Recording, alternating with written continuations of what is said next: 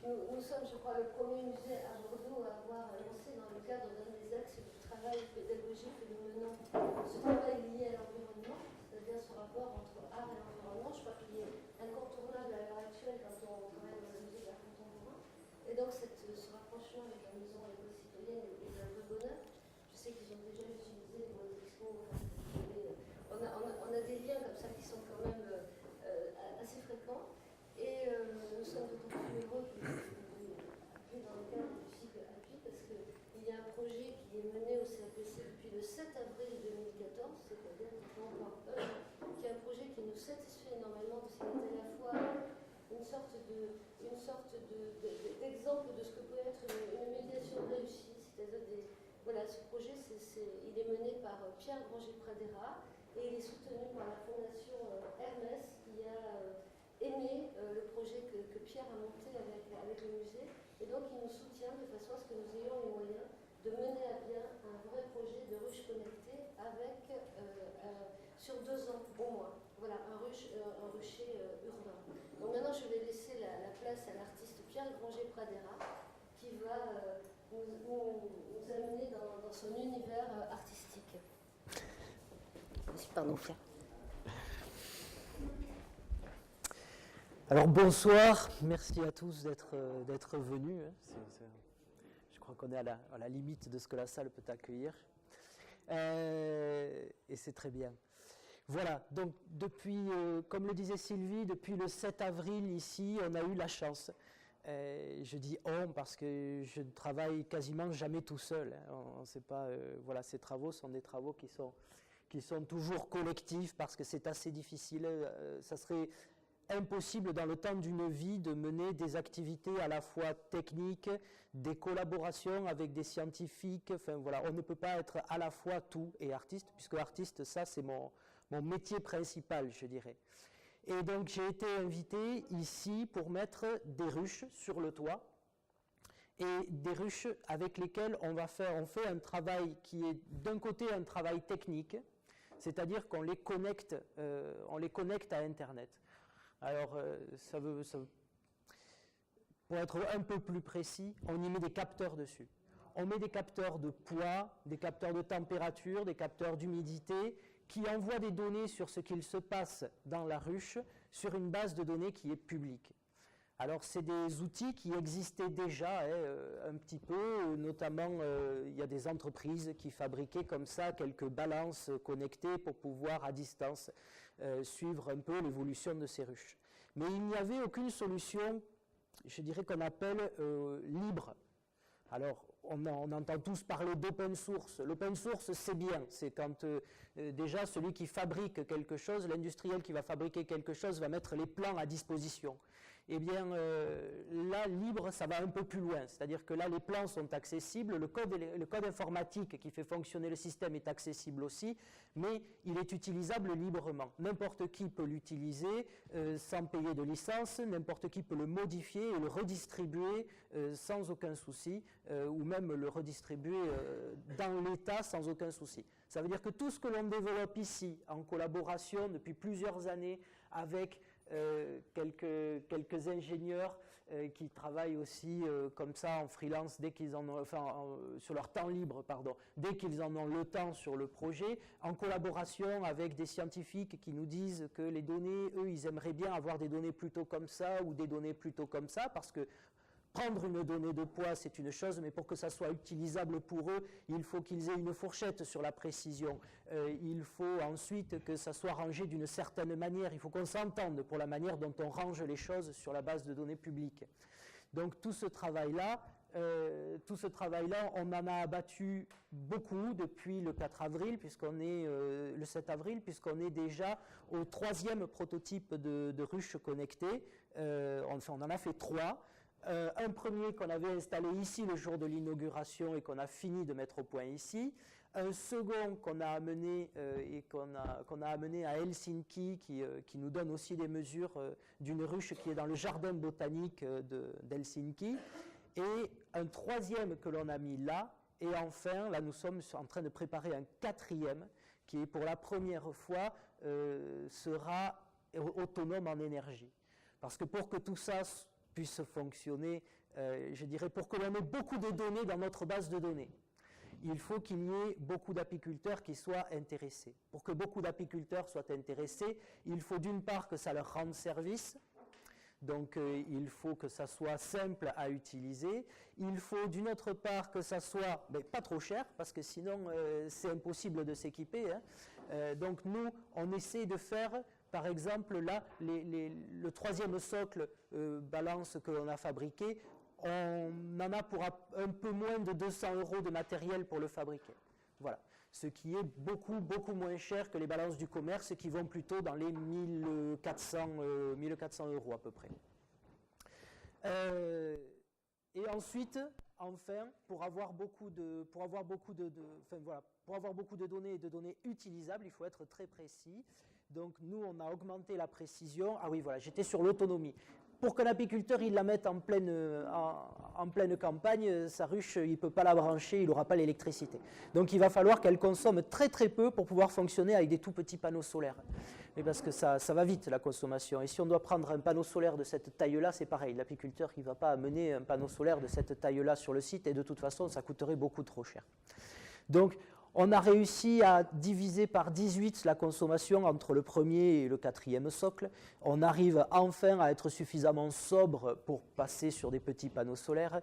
Et après avoir testé beaucoup de capteurs, notamment de capteurs de poids, sur lesquels on avait des gros soucis, eh bien on est arrivé maintenant, on pense sur le quatrième prototype que l'on va bientôt finaliser là. Donc on va voir si nos calculs étaient bons, mais on est repassé du capteur le plus moderne. On a attaqué par un capteur assez moderne de poids, qui est la jauge de contrainte, et on est passé à un capteur de poids encore plus moderne, qui sont des piezo vitrifiés, qui est quelque chose de très très haute technologie, pour finalement revenir sur le dernier socle, pour finalement revenir sur une balance mécanique, sans éléments déformants, la balance romaine en somme, et une balance romaine que l'on motorise et qui finalement, voilà, en équipant d'électronique un petit système de balance romaine, nous aurons une précision qui sera plus importante que sur tous les autres capteurs très modernes que nous avions utilisés jusqu'ici. Voilà. Alors ça c'est pour une partie technique, je dirais. Ça c'est une collaboration qui est essentiellement technique avec des ingénieurs, avec des électroniciens, des informaticiens. C'est intéressant et c'est aussi quelque chose qui nous a amené à une collaboration avec des physiciens. Par exemple, nous avons travaillé avec des physiciens de l'Université de Barcelone à un moment, des gens qui sont dans la physique fondamentale, qui eux étaient intéressés pour avoir et pour développer ce genre de système. Voilà. Et donc là aussi encore des questions très intéressantes puisque ça veut faire des choses que nous maîtrisons assez mal, c'est-à-dire faire par exemple des statistiques, ce qui est assez sympathique, et je vais y revenir un peu plus tard dessus, même si au premier abord, statistiques, aujourd'hui, on a tendance souvent à avoir un petit malentendu avec les statistiques. On a tendance à être écrasé sous le chiffrage que l'on fait de toutes nos activités humaines, qui au travail n'a pas des évaluations qui doivent passer, qui ne doit pas passer par les fourches codines d'évaluation chiffrée, chiffrable. Il faut savoir qui a augmenté de combien, etc. quoi, voilà. Et là-dessus, on fait des statistiques. On fait des statistiques sur beaucoup de choses comme ça. Seulement, ce que l'on ne dit pas, ou pas assez souvent, c'est qu'il y a un véritable mésusage des statistiques. Les statistiques et les probabilités, on les utilise souvent pour essayer de grappiller un peu sur le futur, sur l'avenir, pour essayer de deviner un peu à l'avance des choses qui vont se passer. Ça, c'est très gênant quand on essaie de stigmatiser les gens avec ça, quand on essaye de dire que une personne qui est née avec ces gènes-là aura de grandes chances d'être délinquant, homosexuel, j'en passe. Bon, bref, on entend toutes les horreurs possibles et imaginables. Et les gens qui disent ces horreurs, souvent s'appuient là-dessus. Je crois qu'il ne faut pas croire que ça engage les probabilités ou les statistiques. Ces horreurs n'engagent que les gens qui les disent.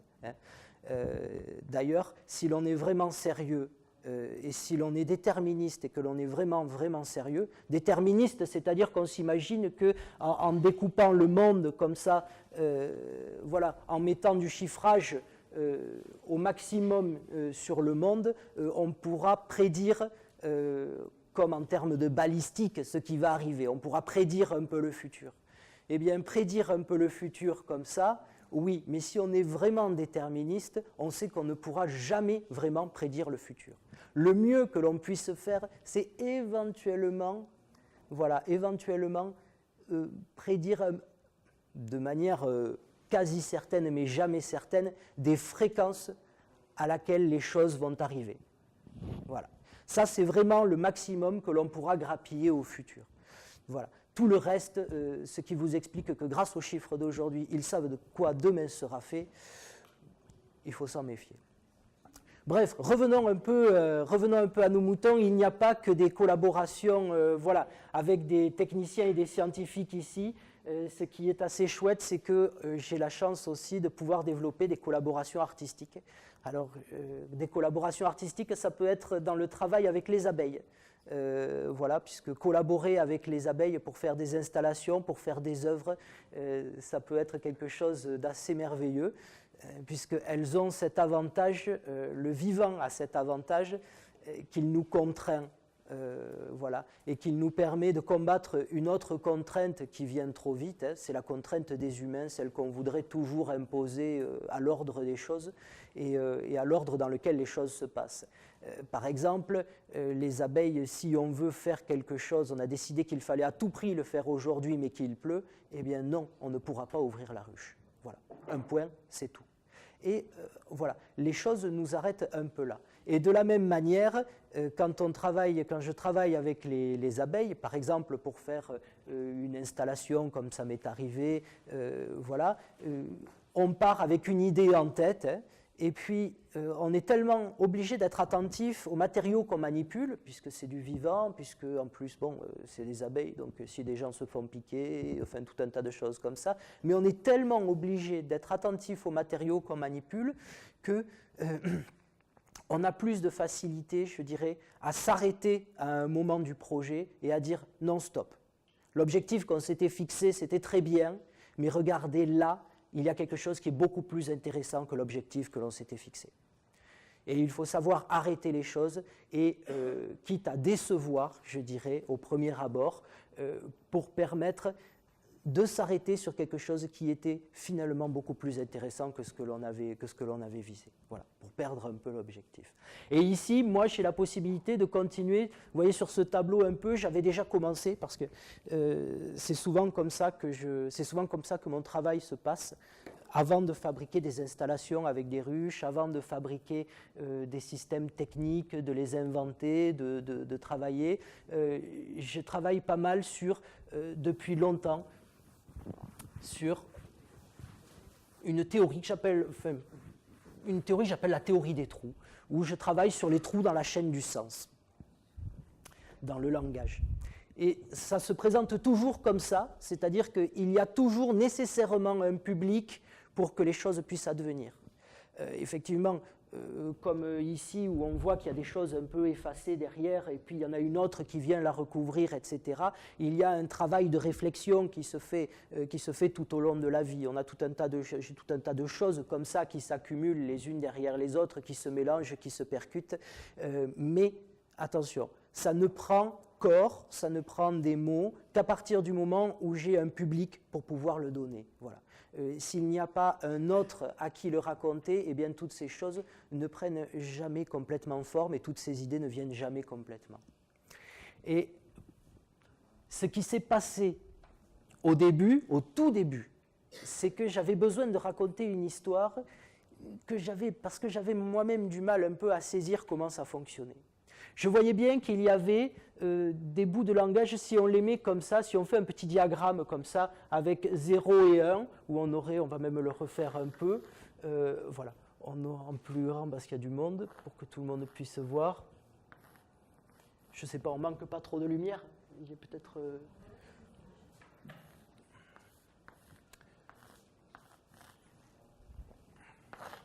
Faire un diagramme très binaire, comme ça, très simple, avec un 0, un niveau 0 et un niveau 1, on va dire, qu'il y a. Hop, hop. Et on va considérer qu'ici, c'est la question, c'est 0 et 1 sur l'échelle du sens. Par exemple, si je vous dis, Madame la boulangère, je voudrais 2 baguettes. En termes de sens, je crois que, si je le dis à la boulangère tout du moins, eh bien en termes de sens, on sera à 1. D'accord. Là, le sens, a priori, il n'y a pas trop de moyens de se tromper. En revanche, si je vous dis les idées vertes dorment furieusement, alors j'ai toujours un bout de langage qui est grammaticalement juste, mais en l'occurrence, soit on considère qu'il n'a aucun sens, ou soit on peut prendre la posture de devenir interprète et on peut dire, eh bien non, comme la plupart des choses de la poésie, comme beaucoup de choses, comme beaucoup de bouts de langage comme ça, c'est pas qu'ils n'ont aucun sens. C'est qu'ils en ont autant qu'il y aura d'interprétation. Et qu'ils laissent la possibilité à celui qui le reçoit justement de s'y inscrire. Quand on travaille dans l'industrie, on fait très très attention à normer au maximum le langage. On va pousser sa normalisation à l'extrême tout simplement parce qu'on ne veut pas qu'il y ait de malentendus. On ne veut pas qu'il y ait de glissement. Il faut à tout prix éviter comme ça le quiproquo, éviter le glissement, éviter l'interprétation, voilà, qu'elle soit volontaire ou involontaire, du bout de langage que l'on échange. Voilà. C'est le fantasme quelque part de la communication. C'est ce moment où on a l'impression que le langage pourrait avoir une véritable symétrie et qui pourrait vouloir dire exactement la même chose chez moi que chez vous. Alors oui, c'est vrai, hein, la table, c'est quand je vous dis la table ici, on a tous le même objet et on comprend tous, voilà, c'est la table pour vous, c'est la même que la table pour moi. Mais ce n'est pas tout à fait la même. Parce que ce qui fait la table dans mon esprit et ce qui fait la table dans votre esprit, ça ne sera pas les mêmes souvenirs. Ça ne sera pas les mêmes choses effacées comme ça qu'il y a derrière. La table, pour moi, c'est la table que je vois, par exemple, dans la cuisine de chez mes parents quand j'étais tout petit, dans la première maison dont j'ai des images, dont j'ai des souvenirs. Votre table à vous, ce qui fera que vous savez reconnaître une table vous, ça ne sera pas les mêmes images, ça ne sera pas les mêmes choses, ça ne sera peut-être pas, voilà, c'est ça. Ça peut être aussi un son qui ressemble, hein. La table, il y en a pour qui ça peut être toujours lié par exemple à l'étable. Il y en a pour qui ça peut, voilà. Il y a toujours cette chose-là et donc cette table, c'est la même pour vous, c'est la même pour moi, mais ce n'est pas tout à fait la même quand même. Voilà. Et donc, pour revenir à nos moutons, donc je travaillais sur ceci et j'essayais donc d'éprouver un peu cette théorie et de faire passer ce zéro qui était le zéro, l'absence de sens, le faire passer plutôt, lui rajouter un zéro à côté, de les coller et d'avoir plutôt une infinité de sens et la possibilité d'avoir ça. Et de me dire, mais alors qu'est-ce que c'est ces bouts de langage qui, eux, ont une infinité de sens possible? Bon, ben, ça peut être la poésie, ça peut être... Et j'ai buté un moment là-dessus. Mais finalement, ce qui vraiment était intéressant, je crois, c'était pas de savoir quels étaient ces bouts de langage, de pouvoir les identifier, de pouvoir... Non, parce que ça, c'est un travail intéressant, mais ce n'est pas mon travail. Voilà. Ce n'est pas quelque chose qui est naturel pour moi, et moi, mon travail, c'est plutôt d'essayer de les produire. Voilà. Et donc, à ce moment-là, en travaillant dessus pour essayer de les identifier, j'en ai plusieurs qui sont venus. Et pour pas... Alors, tac, tac, tac. On va en faire un comme ça.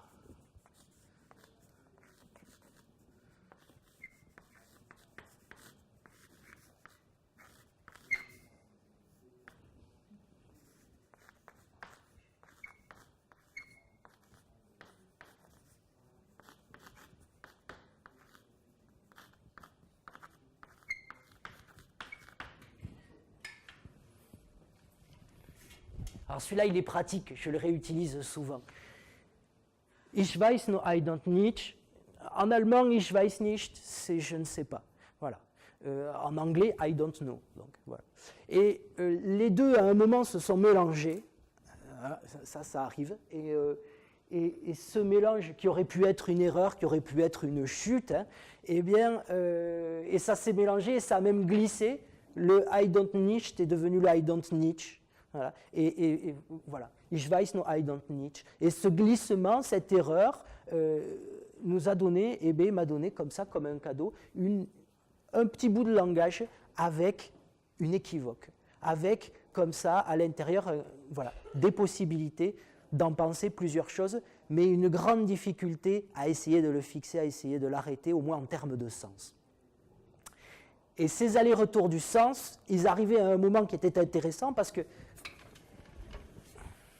ils arrivaient à un moment où je rencontrais quelqu'un qui faisait lui parler, c'est un sémiologue, et bon, il travaillait sur des questions sur ce qu'il appelle le catastrophène.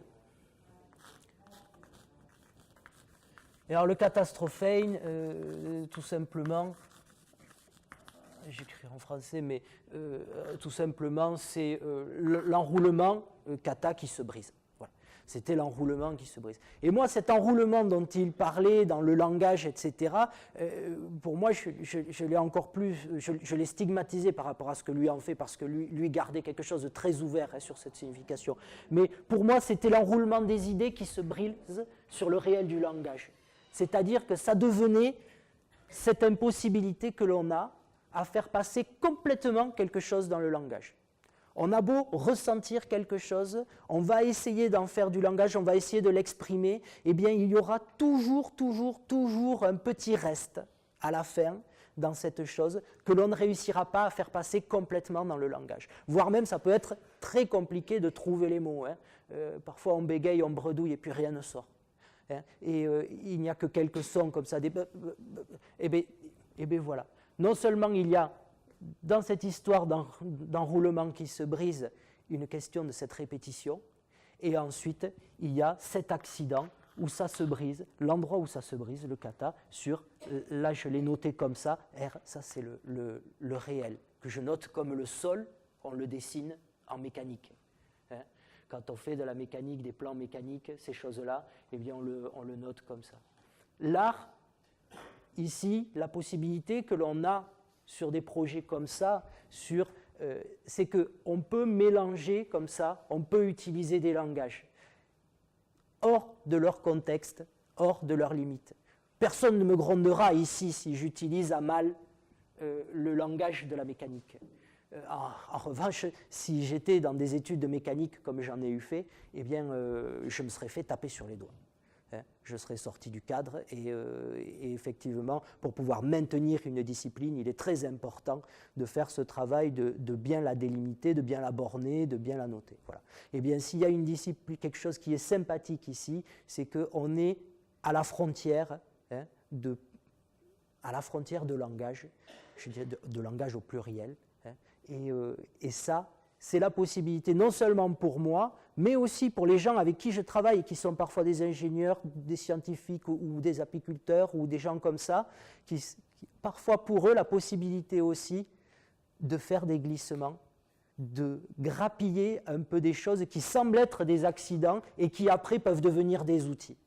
Parce que c'est souvent comme ça que ça se passe quand on travaille. C'est pour ça qu'on aime beaucoup échanger avec les scientifiques. Ce n'est pas pour rien que les artistes se retrouvent souvent à échanger avec les scientifiques. C'est parce qu'on a des choses en commun. Et notamment avec ceux qui font de la recherche, par exemple, fondamentale. Avec ceux qui font, eh bien, ceux-là, ils ont cette manière de résoudre les choses qui est de laisser se produire des accidents et d'essayer surtout d'être attentif à ce que l'accident leur apporte. Je me rappelle toujours d'un collègue qui lui est chercheur et qui me disait, quand je passe dans les labos, je sais avec quel chercheur je vais pouvoir m'entendre en regardant leur bureau. Parce que moi, je connais ma manière de travailler. Il me dit, si je passe devant un bureau bien rangé, bien propre, où rien ne dépasse, il me dit, je sais que ça ne va pas fonctionner parce qu'on n'a pas la même manière de travailler. On va peut-être être très copains pour boire des coups ou des choses comme ça, mais pour la manière de travailler, on ne va pas s'entendre, il me dit. Parce que celui qui laisse tout un tas de bazar sur son bureau, il me dit, c'est pas pour rien qu'il laisse tout un tas de bazar sur son bureau. C'est parce que ce papier-là n'aurait jamais dû se retrouver à côté de cette image que tout à coup, un lien que l'on n'avait pas vu apparaît. Et c'est à ce moment-là qu'on va pouvoir gratter pour voir si ce lien il est vraiment intéressant et s'il va vraiment fonctionner. Mais s'il y a moyen de découvrir quelque chose, c'est souvent comme ça que ça se passe. Alors ensuite, dans les théories, dans ces théories du langage, sont arrivés aussi un ballon et un poids. Ce ballon-là, noté IB, Imagination Balloon, avec un vecteur force, hein, comme ça, où on met un petit zigzag au milieu, parce qu'on ne sait pas quelle force il a, justement. Et celui-ci, pareil, on connaît sa direction, mais on ne connaît pas sa force. Celui-là, c'est le poids de l'âme, qui est noté DA, Death Attraction, pour l'attraction mortelle. Alors vous allez me dire, mais pourquoi en anglais? Eh bien, je n'en sais rien. Parce qu'ils sont apparus comme ça dans mon travail. Et que, voilà. Alors, ça semble ridicule. Et je vais même vous dire, celui-ci, Imagination Balloon, est apparu.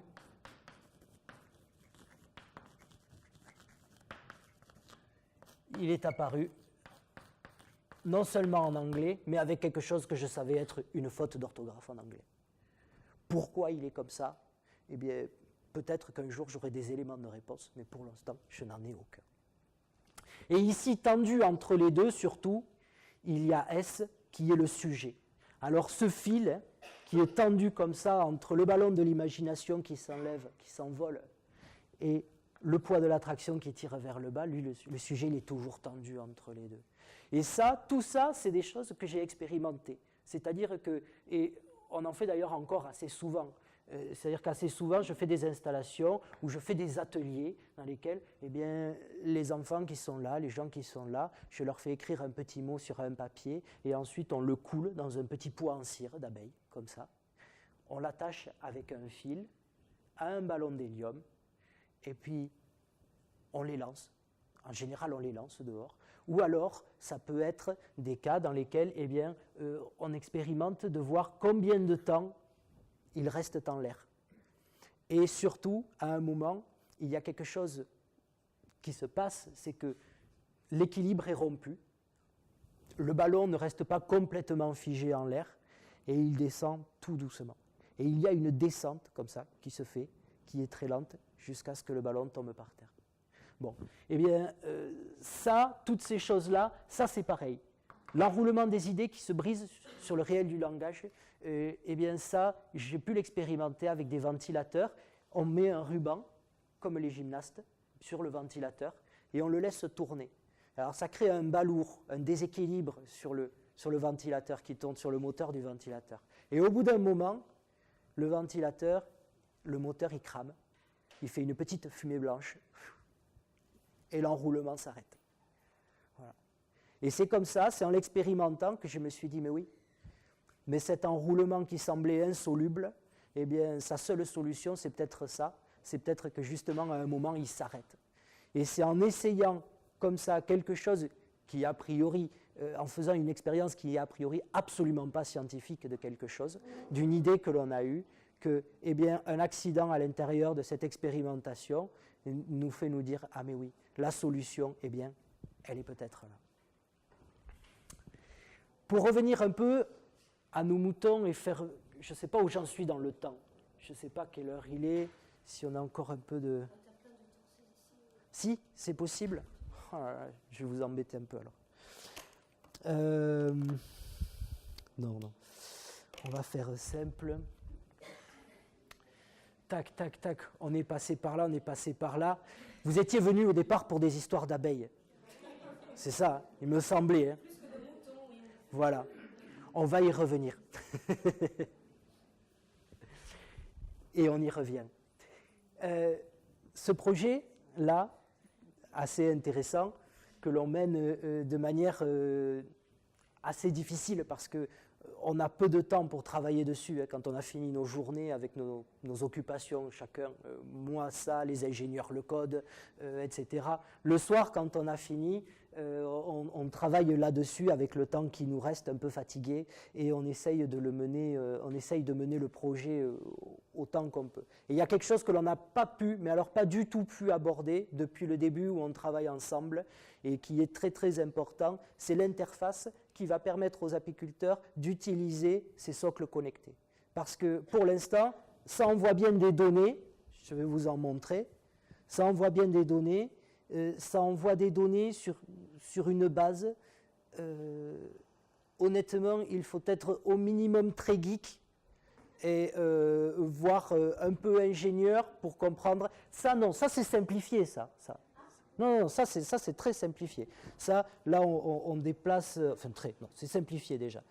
Voilà. Là, on voit qu'aujourd'hui, ce sont les semaines que l'on peut voir en bas, comme ça. Et là, on voit qu'aujourd'hui, cette semaine, la moyenne de poids de la ruche qui est connectée là, c'est-à-dire celle que vous pouvez voir par la fenêtre ici, sur le socle gris, hein, en aluminium gris, eh bien, on voit qu'elle est descendue à 36,48 kg. Bon. Si on remonte un peu, on va pouvoir voir l'évolution. On peut voir l'évolution de son poids, hein, au fil des semaines. Voilà. On va pouvoir la suivre. Voilà. Ça déjà, c'est un outil simplifié pour nous. Alors vous imaginez, pour un apiculteur qui a besoin de se servir de ça, c'est absolument inutilisable. Donc il y a un travail qui est énorme parce qu'il n'y a pas que la production du code, il y a le problème de l'ergonomie. Il y a le problème de réussir à réaliser quelque chose qui soit très utilisable. Notre objectif, c'est faire une tablette. On a des tablettes incassables en plus, des trucs assez chouettes pour le rucher. On peut la laisser tomber du 2e étage, elle peut passer la nuit au fond de la piscine, elles sont increvables. Eh bien, avec cette tablette-là, l'objectif, c'est que l'apiculteur, il arrive au rucher, il a juste à faire un clic comme ça sur la ruche, et il a la fiche de sa ruche, et il a juste 4 boutons. Il a un bouton pour dire si aujourd'hui il enlève une hausse, parce qu'on est à la bonne période, le bouton apparaît. Il a un bouton pour lui dire simplement si aujourd'hui il met une hausse. Ou il a un bouton pour dire si aujourd'hui il fait un traitement.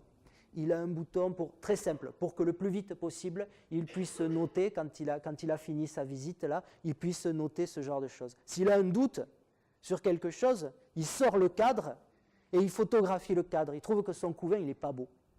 Il se dit, dia, il est peut-être bien, il n'est peut-être pas bien, je ne sais pas, il est un peu à la limite. En tout cas, il prend une photographie. Il aura la photographie qui sera liée à la fiche d'identité de la ruche quand il va vouloir le montrer à quelqu'un ou quand il va revenir, qu'il va refotographier 3 semaines après. Il va avoir l'évolution de son couvain, il va pouvoir avoir ça. Il va pouvoir demander un peu d'aide. Il va pouvoir dire, et vous, les spécialistes, vous savez, vous, me dire ça, si ça vous semble bien, si ça ne vous semble pas bien, s'il faut faire des analyses complémentaires. Il y a un truc encore plus drôle, c'est qu'en discutant de ça, à un moment, il y a un des informaticiens avec lesquels je travaille, il me dit, mais tu ne m'avais pas dit qu'il y avait aussi, pour savoir si le couvain était en bonne santé, une affaire de répartition. Alors le couvain, je vais vous en dessiner un peu parce qu'il y en a peut-être qui ne savent pas ce que c'est. Je vais peut-être un peu vite. Si tout le monde sait ce que c'est le couvain? Non. Et voilà, c'est ça mon erreur, c'est que je ne vérifie pas que les gens sachent... non, parce que ça, c'est un octogone. Mais ce qu'il faut nous faire, c'est un hexagone. Ça, hein, à l'intérieur de la ruche, on a des alvéoles horizontales dans lesquelles les abeilles peuvent effectivement stocker du miel, elles peuvent stocker du pollen, mais aussi elles y pondent leurs larves, leurs petits œufs, et ces petits œufs grandissent là-dedans et ils deviennent des abeilles. Or, à la fin, juste avant que ça ne devienne des abeilles, elle est operculée, c'est-à-dire qu'elle le ferme, comme ça, elle ferme l'alvéole, les alvéoles, et en fonction de l'aspect de cette alvéole, si elle est bien bombée, dans la manière dont elle est fermée, si elle est craquelée, si elle est... Voilà. On peut déduire qu'il y a quelque chose qui va ou quelque chose qui ne va pas éventuellement. Mais c'est surtout sur la somme des alvéoles qu'on le voit. Donc quand on prend un cadre, on sait que si le couvain il est mal réparti, Si le couvain, il est en mosaïque, comme on dit, il a des trous un peu partout, on sait que ce n'est souvent pas bon signe, ça.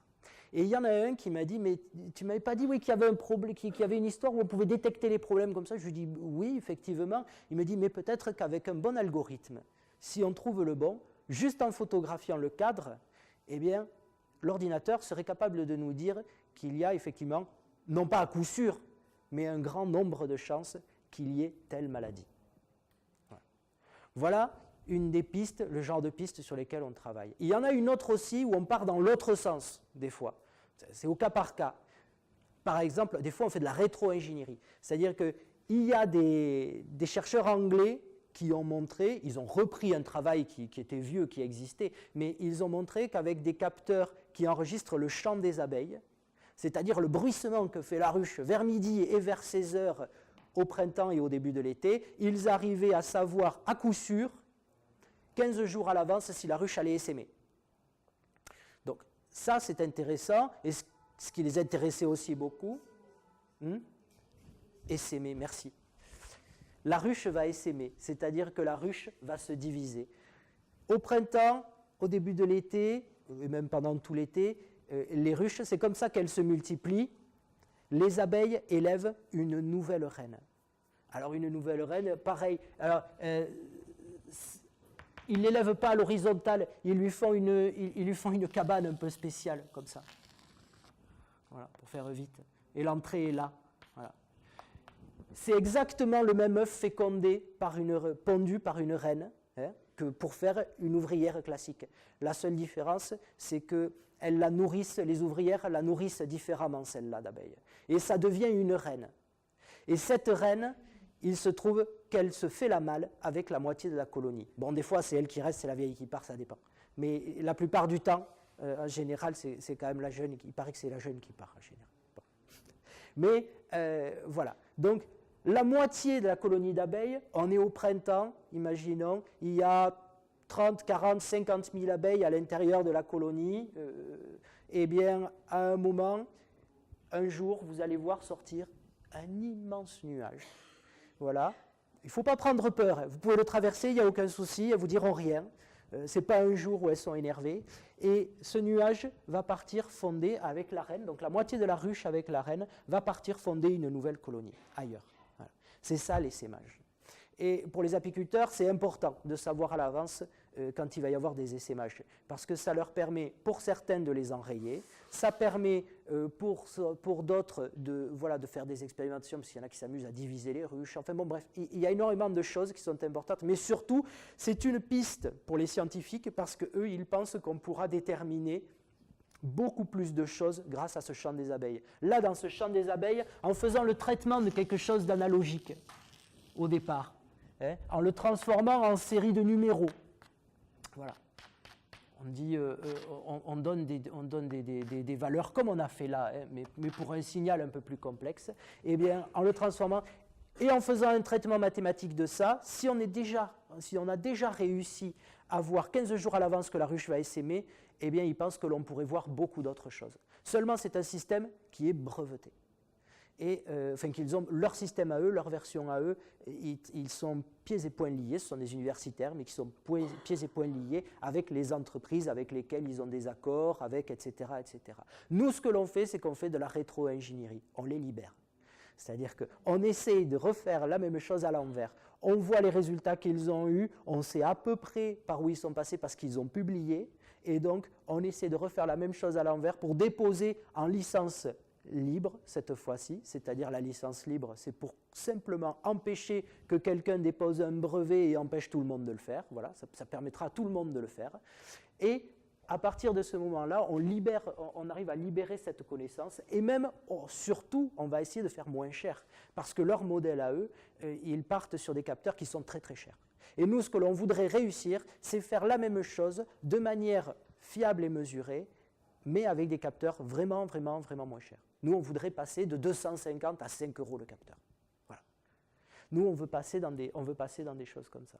C'est ça notre objectif. La balance, c'est pareil. Notre balance connectée, on ne veut pas qu'elle coûte 1 500 € comme dans le commerce. On veut qu'elle coûte 150 € de matériel maximum pour la fabriquer, de matériel TTC si vous la fabriquez.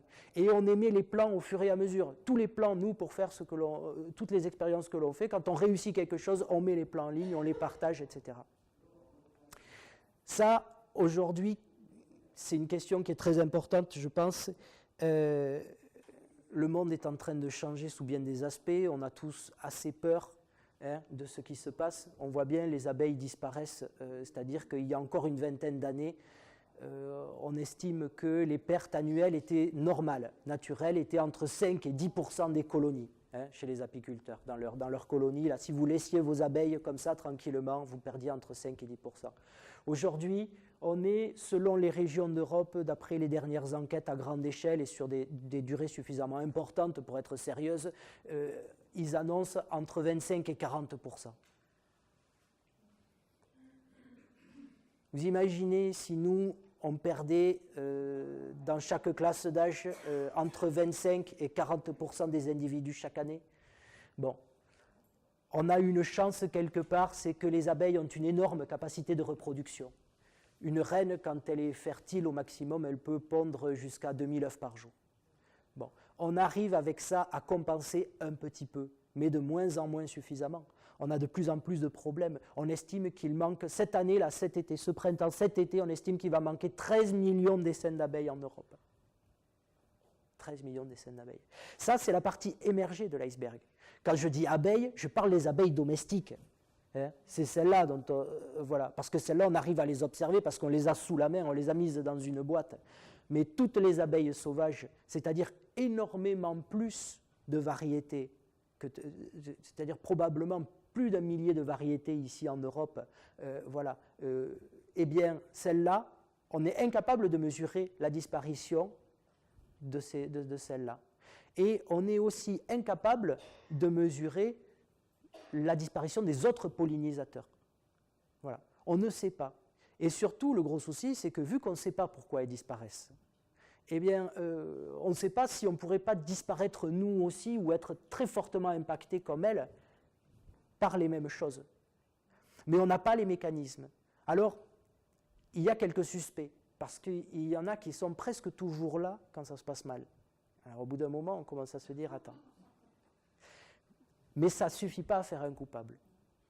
Et on est en train de chercher, il y a énormément de chercheurs à travers le monde qui travaillent à essayer de comprendre la mécanique, le lien qu'il pourrait y avoir entre les néonicotinoïdes, qui sont une variété, un type relativement récent d'insecticide, qui est utilisé à très grande échelle pour toute notre alimentation. Pour vous situer, c'est un neurotoxique qui est proche des gaz de combat, si vous voulez, dans le développement. C'est un peu le même type de choses comme ça. C'est très efficace. La preuve, on arrive à traiter, il me semble, 1 hectare avec 20 grammes. Et alors, c'est tellement efficace que, eh bien, à si petite dose, ça marche. Et du coup, eh bien, pour savoir si c'est dans le produit final que l'on mange, nous, eh bien, c'est immesurable. Parce que trouver 20 grammes dans 100 tonnes de maïs, eh bien, bien répandu, eh bien, voilà, c'est pire que l'aiguille dans la botte de foin. C'est plus compliqué. Et ensuite, quand bien même il y est à l'intérieur, le souci suivant qu'on a, c'est que, voilà, par exemple, on fait des analyses sur une ruche qui est morte, on va analyser la cire, parce que c'est dans la cire qu'on va le trouver pour savoir s'il y en a, si la ruche est touchée par ça ou pas. Mais on va analyser la cire très bien, il y en a pas. Mais dans les deux cas, tant qu'on n'a pas le mécanisme exact qui montrerait comment ça tue les abeilles, eh bien, on n'en sait rien. Parce que si on lui verse un sachet de ça dessus, eh bien, elle ne meurt pas. C'est ça le grand souci. Par contre, ce que l'on sait, c'est que quand on leur verse un sachet de ça dessus et qu'on en amène une boîte loin de la ruche, eh bien, il y a un sacré paquet d'abeilles qui ne reviennent jamais à la ruche. Leur système nerveux est touché et elles ne retrouvent pas le chemin de la ruche. Mais ça ne suffit pas. Voilà. Et il y a tout un tas de théories qui s'affrontent.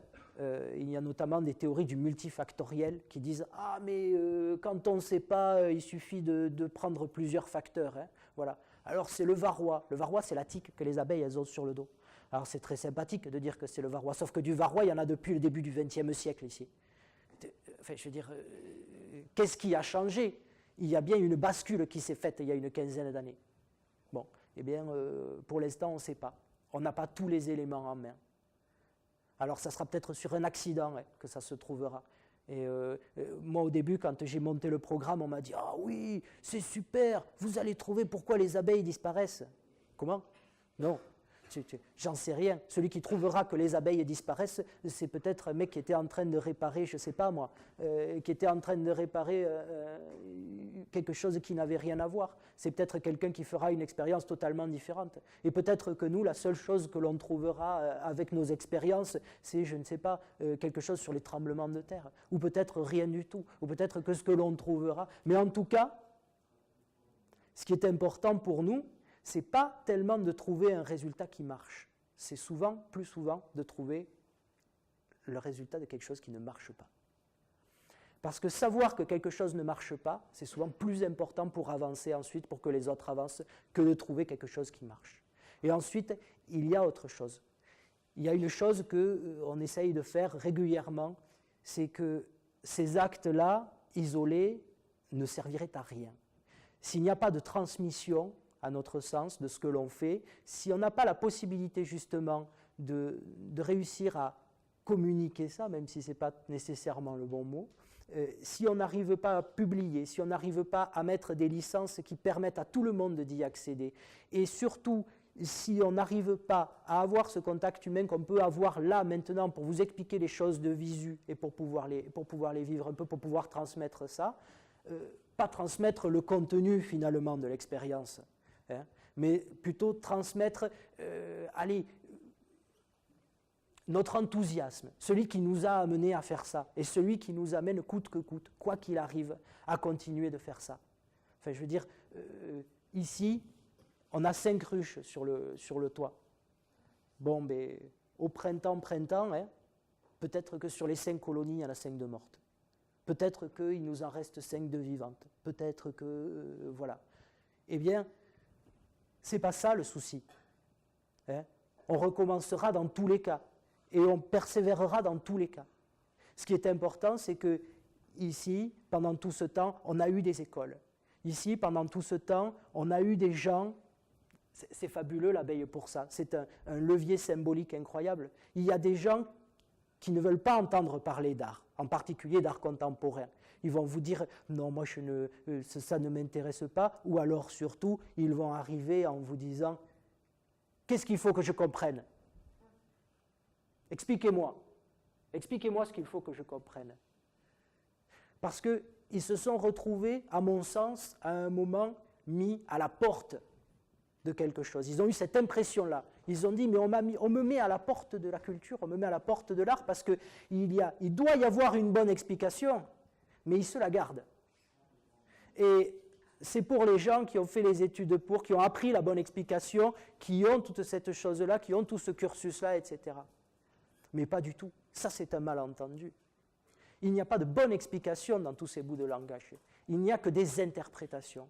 Eh bien, avec des abeilles autour, amener les gens à parler de ça, amener les gens à parler de cette question d'interprétation, à leur faire un peu d'interprétation, ou au moins à les faire se sentir suffisamment à l'aise pour qu'ils n'aient pas honte quand ils vont dire « ah mais moi j'ai plutôt vu ça là-dedans », eh bien déjà ça c'est énorme. Et ça c'est un levier que les abeilles nous permettent de faire. De même pour la technique, il y a des gens qui sont allergiques à la technique, qui sont allergiques aux sciences, qui sont allergiques aux maths.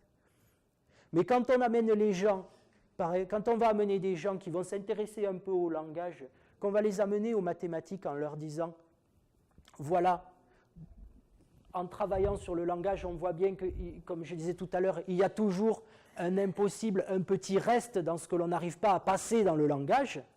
Eh bien ça, on peut les amener à la théorie, on peut les amener à un des théorèmes de Gödel, un grand théorème de mathématiques qui est très intéressant, qui dit que, eh bien, quel que soit l'axiome que l'on utilise, système axiomatique, c'est-à-dire, système axiomatique, c'est, pour faire simple, c'est, vous voyez les chiffres de 0 à 9, les règles qui les relient, le plus, le moins, la division, la multiplication, bon, mais ça c'est un axiome, cet ensemble, c'est-à-dire l'ensemble des numéros et les règles qui les relient, voilà, c'est un axiome. Donc, quel que soit le petit système langagier comme ça, dans lequel Lui, il travaillait que pour les mathématiques, en disant ça, attention. Mais il en a fait la démonstration que pour les mathématiques, quel que soit l'axiome dans lequel il travaille, dans lequel on peut travailler, il y aura toujours au moins une solution juste que les règles ne permettent pas d'expliquer. Et donc, il faudra toujours faire un système plus complexe pour expliquer le système dans lequel on est en train de travailler. Voilà. Il y aura toujours un impossible à faire passer et c'est pour ça qu'il faudra toujours continuer à faire du langage. On n'a pas le choix. Voilà. Eh bien, amener les gens à des choses comme ça avec quelques abeilles, eh bien, vous me croirez ou ne me croirez pas, c'est incroyable. On y arrive beaucoup plus facilement. Voilà. Je ne vais pas vous embêter plus longtemps. Est-ce que vous avez des questions? Parce que je suis sûr qu'il y a plein de choses que j'ai dites et que je n'ai pas expliquées ou voilà, ce n'était pas clair. Quand la reine s'en va et emmène toute une troupe, quand la reine s'en va et qu'elle emmène toute une troupe, elle s'installe. Qu'est-ce qu'elle fait? Ah. C'est quoi son voyage? Alors, elle peut s'installer dans une cheminée, elle peut s'installer dans un tronc creux, dans un arbre.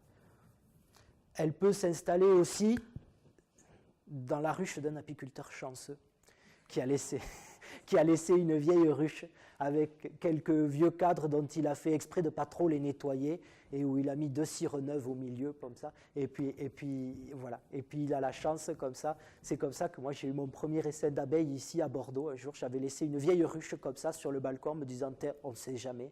Et un dimanche j'étais alerté par les cris des voisins qui étaient en bas, c'était au 3e étage, c'était sur la place Saint-Michel, et les voisins en bas qui regardaient comme ça et qui disaient « Ça va, vous voulez qu'on appelle les pompiers ?» Parce qu'il y avait un nuage immense qui était en train de rentrer dans la ruche, et en 15 minutes, on les voit rentrer dans la boîte, et il y en a, on les voit à l'entrée, il y en a quelques-unes, elles lèvent les fesses, elles battent le rappel, comme on dit, elles lèvent les fesses et elles battent très fort des ailes, c'est un comportement particulier, elles appellent les autres, et toutes, on les voit toutes rentrer à l'intérieur de la ruche, une nuée immense. 10 minutes après, vous en avez juste 3 devant en train de nettoyer, et hop, ça y est, elles sont dans la boîte. Oui, nous on les a laissés, on les laisse s'aimer. Bon, c'est des choix, chacun a sa pratique. Moi, les apiculteurs, moi je me garderai surtout moi qui suis un apiculteur dilettante. Hein. J'ai la chance d'être un apiculteur dilettante. Parce que les professionnels, je ne vous dis pas le boulot qu'ils envoient. C'est quelque chose de terrible. Pour pouvoir maintenir aujourd'hui avec les pertes qu'il y a et les autres difficultés, je vous assure que pour pouvoir être apiculteur aujourd'hui, il faut un courage fou. Et d'ailleurs, il y en a de moins en moins des apiculteurs professionnels. On en a perdu énormément. Je ne me rappelle plus des chiffres, mais c'est exorbitant. Voilà, c'est très très difficile. Moi j'ai la chance d'être un apiculteur amateur et d'avoir la possibilité d'avoir ça en loisir, de n'avoir que quelques ruches. Et donc on a la chance aussi de pouvoir les laisser s'aimer ici au printemps. C'est quelque chose qui, peut-être symboliquement, est important pour nous parce que de voir partir ces essaims comme ça, de les voir se multiplier comme ils veulent, d'aller coloniser peut-être des cheminées, peut-être d'autres ruches vides, peut-être, voilà, pour nous c'est quelque chose de très chouette.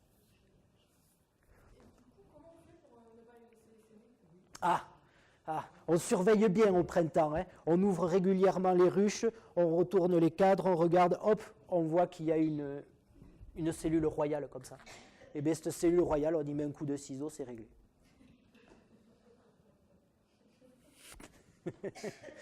Oui. La base de données dont vous parliez, c'est une base qui est dédiée aux données d'apiculture. Et est-ce que c'est une base que vous avez créée ou vous êtes branché sur une base qui existait déjà? On a tout créé. On est parti de zéro. On a monté une base de données sur un serveur qui est hébergé ici à Bordeaux chez Aquilenet, une association qui s'occupe de faire de l'Internet libre et qui nous a voilà. Et de suite, on a tout créé. On a créé une base complète sur le site OpenBeeLab. Alors, pour l'instant, c'est une véritable base de données, c'est-à-dire que c'est du brut. Hein. Vous pouvez y accéder en allant sur OpenBeeLab, en allant sur dev.openbeelab.org et en changeant le port, puisque vous ne serez pas sur le port 80 comme les sites classiques. Si vous restez comme ça, voilà. Si vous faites que ça, vous aurez le site de présentation avec les images, avec les choses comme ça. Si vous rajoutez dev devant, vous aurez l'accès au Git. C'est la plateforme pour échanger, partager, distribuer le code pour les programmeurs. Et enfin, si ici devant, vous lui rajoutez 2 points, et alors le port, je ne m'en rappelle plus, mais l'ordinateur va savoir me le rappeler. Plouf, plouf, pas ici. Bon, c'est pas grave. C'est marqué sur le site, vous le voyez à téléchargement. Ah oui, merci, je m'oublie un E, je me le perds. Merci. Et alors, si vous rajoutez les 2 points avec le port devant, vous allez arriver sur la base de données. Et là, vous allez voir juste quelque chose d'écrit en haut.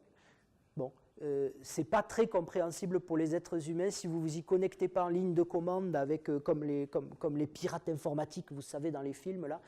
Elle ne va pas vous dire grand-chose. Et alors, il y a 2 points, donc un chiffre, et après, il y a un semblant d'interface encore assez compliqué avec underscore utils où on peut voir là, on peut voir les ruchers par rucher, etc. Comme je vous le dis, c'est très peu utilisable. On a des gens qui participent, quelques apiculteurs notamment, qui participent au projet un peu à distance, mais ils sont informaticiens de formation. Les autres, pour l'instant, ils attendent qu'on puisse fournir cette interface. D'ailleurs, on essaie de trouver des sous et des collaborations. Là, on commence à travailler en collaboration avec des étudiants d'une école d'informatique pour pouvoir abattre ce travail un peu avec nous. Et on va essayer de les faire collaborer avec des étudiants des beaux-arts parce qu'une interface, si elle est mal faite, elle est inutilisable. Et là, c'est vraiment très très important pour nous que ça soit vraiment utilisable, Et sur cette base de données qu'on partage, elle est publique. Donc, il n'y a pas besoin d'aucun mot de passe, rien pour s'y connecter. Vous pouvez aller voir les résultats au moins. Pour y écrire dessus, oui, il faudra nous demander un mot de passe. Mais par contre, pour pouvoir lire les résultats qui y sont et qui y sont stockés, il n'y a aucun problème. C'est public et ça reste public. Et nous, si on l'a créé, cette base de données, c'est parce qu'on avait un enjeu. Pour nous, le véritable enjeu, ce n'était pas de faire la start-up, ce n'était pas de faire les trucs comme ça, c'était que si un jour il y a une base de données vraiment importante sur les abeilles et qu'elle reste libre et qu'elle reste publique. Vous savez qu'aujourd'hui, il y a énormément de labos de recherche, ils ne peuvent même pas se payer toutes les publications dont ils auraient besoin. Enfin, je veux dire, l'idée du brevet me semble pas bête au début, mais là, on arrive à un tel point de folie où des cabinets d'avocats passent leur vie à déposer tout ce qu'ils peuvent. Même s'ils pouvaient, et ils ont essayé, ils déposeraient l'air qu'on respire pour pouvoir nous faire payer à chaque fois qu'on respire. Bon, eh bien, on en arrive à un point auquel c'est stupide et auquel on ralentit l'humanité, on ralentit les découvertes qui pourraient être, je crois, urgentes étant donné la vitesse à laquelle les choses se passent dans notre environnement. Et donc, on voulait ça. Oui. En introduction, on apprenait que votre projet était aidé par la Fondation Ernest. Oui. Comment ça se fait que les collectivités locales ou publiques ne vous soutiennent pas financièrement si vous n'en avez pas fait la demande Exactement. C'est-à-dire que nous, on est tellement dans le boulot jusque-là que la collectivité locale qui nous a aidés, c'est le CAPC ici. C'est le CAPC qui a monté les dossiers pour qu'on puisse avoir ces financements qui nous ont permis de faire tout ce travail-là, de mettre les ruches, de les équiper, de faire aussi bien le travail informatique qui a été fait que d'acheter du matériel pour pouvoir développer, que la transmission avec les publics, effectivement. Après, pour nous, c'est... quand je démarre ma journée le matin, je commence par voir si la base, elle n'est pas tombée pendant la nuit, parce que des fois, on a des soucis. Et donc, je commence par voir ça. Ensuite, je passe de ça à régler des problèmes administratifs les plus urgents. Mais alors vraiment, je pars au plus pressé. Ensuite, je repasse à mon travail. Voilà. Et alors, au moment où on me dit il faudrait faire un dossier pour expliquer à la région que c'est bien, etc., j'ai essayé de leur expliquer de vive voix. Je crois que je n'ai pas été clair du tout. À la fin de la réunion, pour vous dire, la personne qui était chargée des données publiques, je ne sais plus si c'est pour en plus, je ne saurais même plus vous dire si c'était pour le département, la région, etc. À la fin, elle a tellement rien compris qu'elle m'a dit « Vous savez ce qu'on va faire je vous propose un truc. Moi, j'envoie souvent des emails pour expliquer ce qu'on fait. Vous les renverrez à vos contacts. » Bon, je crois qu'on ne s'est pas compris. C'est très compliqué. Enfin, voilà. Et c'est vrai que c'est une partie du travail. C'est comme produire la documentation. Là, nous, on fournit tous les plans pour fabriquer la ruche, mais on n'a pas réussi jusqu'ici à produire la documentation qui explique pas à pas comment faire. Et bien, si vous n'avez pas la documentation pour expliquer pas à pas comment faire, il y en a quelques-uns qui y arrivent, parce qu'ils nous le disent quand ils y arrivent. Et on le sait. Mais sinon, eh bien, c'est très difficile. Et ça, c'est une partie du travail qui nous manque énormément. Voilà. On a besoin de collaboration, on a besoin de beaucoup de choses. Et il faudrait, alors j'aimerais bien qu'on élise enfin des gens qui rallongent les journées. Si les journées pouvaient faire 36 heures ou 48, ça m'arrangerait beaucoup en ce moment. Oui.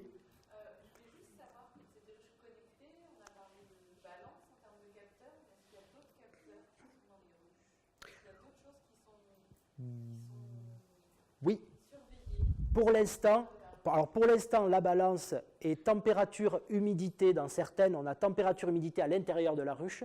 On a les données météo, mais pas du site. On utilise les données météo d'un réseau pareil qui fait la même chose que nous, mais pour la météo, où n'importe qui a une station météo à la maison peut partager les résultats. Et donc nous, on utilise pour l'instant, voilà, pour pas ralourdir le système parce qu'on veut consommer le moins possible. Donc on préfère pour l'instant utiliser ça.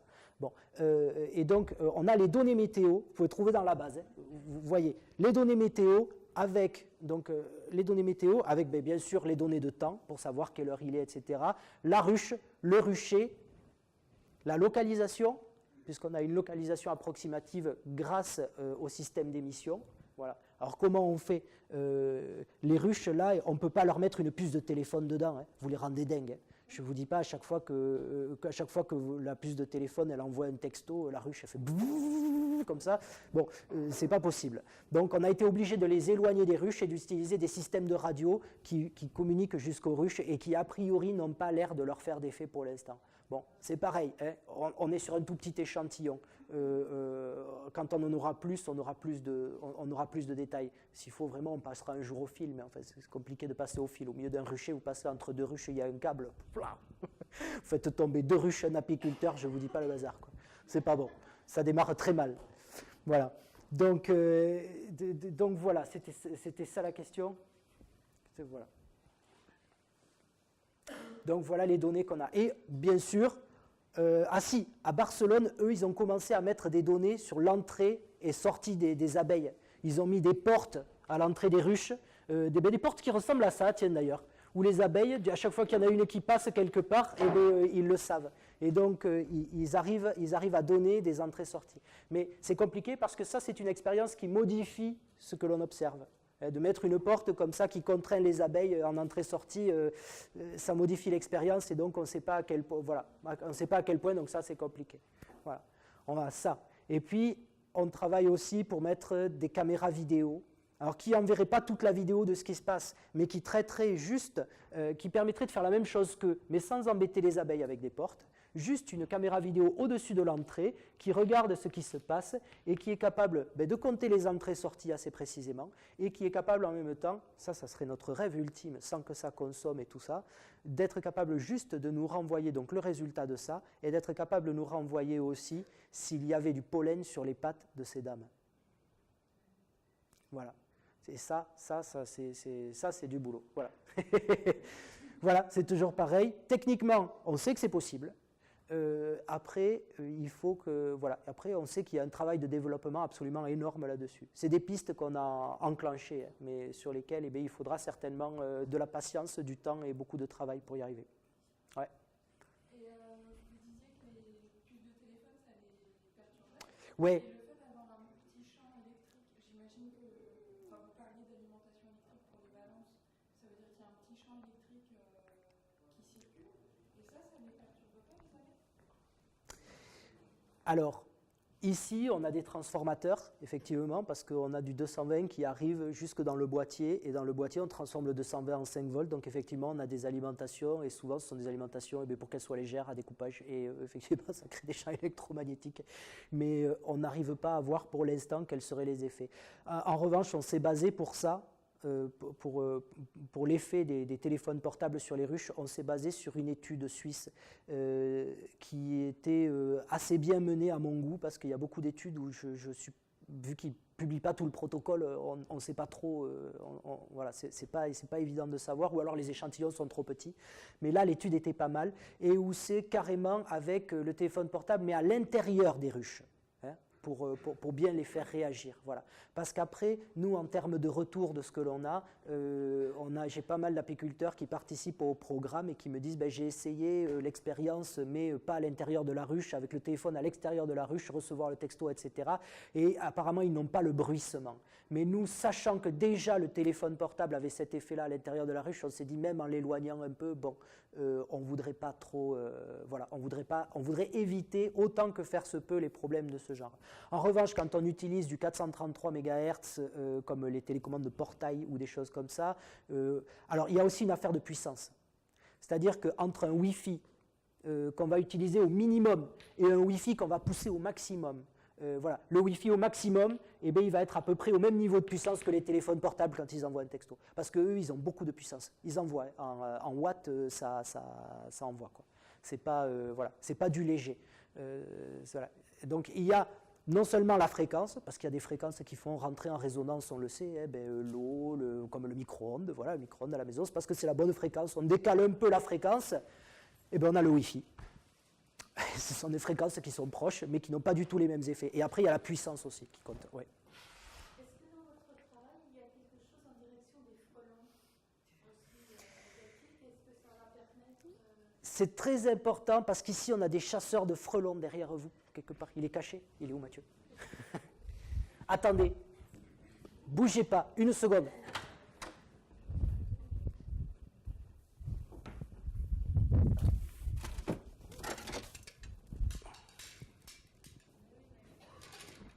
Vous voyez ça? Bon, avec ça, on a tué presque 11 000 frelons ici cet été. 11 000. On a les chiffres jour par jour, puisqu'on a la chance de pouvoir le noter. On a fait des tableaux, on sait exactement, on a le comptage journalier du nombre de frelons. Ici, on a tué pratiquement 10 800, je crois, quelque chose comme ça, 10 800 frelons ici sur la terrasse. Rien qu'ici. Voilà. Et pas les week-ends. Ah oui, parce que souvent les week-ends c'était fermé, donc voilà, c'est ça. Mais on se rattrape le lundi, parce que quand vous voyez les chiffres du lundi sur le tableau, le lundi ça grimpe, on a un pic. Voilà, on peut tuer jusqu'à 350 frelons dans la journée là ici. Mais pendant les pauses, juste. Pas en y restant toute la journée. Voilà. C'est ça. Et on ne sait pas quoi faire. C'est-à-dire que, personnellement, j'ai un avis sur la question, c'est que, heureusement, déjà d'une part, qu'il y a un travail important par le GDSA avec des perches pour aller tuer les nids de frelons qui sont repérés par des gens, etc., etc. Mais la véritable réponse, c'est probablement la nature elle-même qui va nous la donner. C'est-à-dire qu'à un moment où ça va s'équilibrer. Déjà, on attendait, on guettait ardemment de voir le gros prédateur qui viendrait manger tous nos frelons, on cherchait les oiseaux, les machins, les trucs, etc. Hop, apparemment, il y a des choses qui commencent à se passer, mais ça vient d'en bas, ça vient des plus petits, ce sont des mouches qui leur pondent dedans. Oui, qui leur pondent dedans, qui leur pondent dans l'abdomen, elles pondent leur ver, et leur œuf, et ça devient un ver. Le ver se développe à l'intérieur de l'abdomen des frelons, et voilà. C'est une mouche qui pondait déjà dans les bourdons, qui étaient ici, mais qui a trouvé là, apparemment, effectivement. Donc, on a l'espoir que ça se développe bien, qu'il y en ait beaucoup. Ça, c'est les scientifiques qui les ont trouvés, mais ils en ont trouvé quelques-unes. Ils espèrent que ça va se développer. Bref, il y a de fortes chances que la régulation se fasse d'elle-même. Mais en attendant, il va falloir être solide, parce que ici, on ne ferait pas le travail de chasse qu'on fait. Là, je vous présenterai des boîtes vides en ce moment. Voilà. C'est un travail, il faut imaginer pour un apiculteur ce que c'est aujourd'hui entre le syndrome d'effondrement des colonies, retrouver ces boîtes vides avec une dizaine d'abeilles autour de la reine morte, incompréhensible, ou même plus rien du tout à l'intérieur, et en plus le frelon. Mais alors là, j'aime autant vous dire que Ils sont courageux. Ils sont très courageux. Et il va falloir leur filer un coup de main parce que si on veut qu'il en reste d'ici que tout ça se soit arrangé. Je vois que ça s'active derrière, il y a des plateaux qui arrivent, etc. Ça doit vouloir dire que c'est pour moi l'heure d'arrêter de parler, même si je parle avec grand plaisir et que je suis très heureux de vous accueillir ici. Vous pouvez venir visiter ici, sur demande, je peux vous faire des visites du rucher. J'essaierai de toute façon d'en organiser un maximum ce printemps de visites du rucher ici. J'essaierai, ça sera marqué à l'accueil, je pense, où on publiera pour dire sur les réseaux sociaux, etc. J'essaierai de faire au moins une visite par semaine ici du rucher, parce que sinon ça n'est pas accessible directement par le public.